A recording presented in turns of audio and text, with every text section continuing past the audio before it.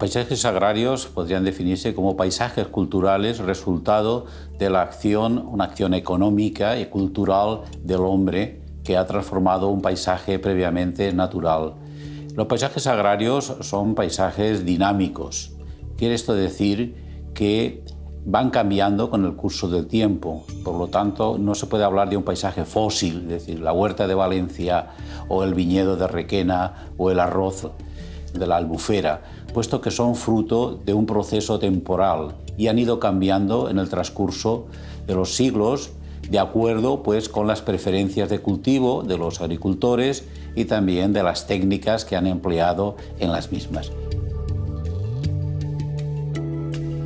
Y así resulta que paisajes que ahora vemos, paisaje del Naranjo, por ejemplo, en el Pla de Quart, y nos pensamos que eso es eterno. No, tiene apenas 100 años.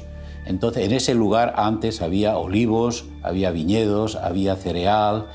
Y lo mismo en la meseta de Requena, por ejemplo, que hoy día es un paisaje de monocultivo vitícola, es el resultado de un proceso de transformación de 2 o 3 siglos, en donde en un principio había campos de cereal y muchas de esas arboladas para el ganado, y que luego en el transcurso del siglo XIX y lo que llevamos del siglo XX, pues ha sido sustituido por el paisaje actual.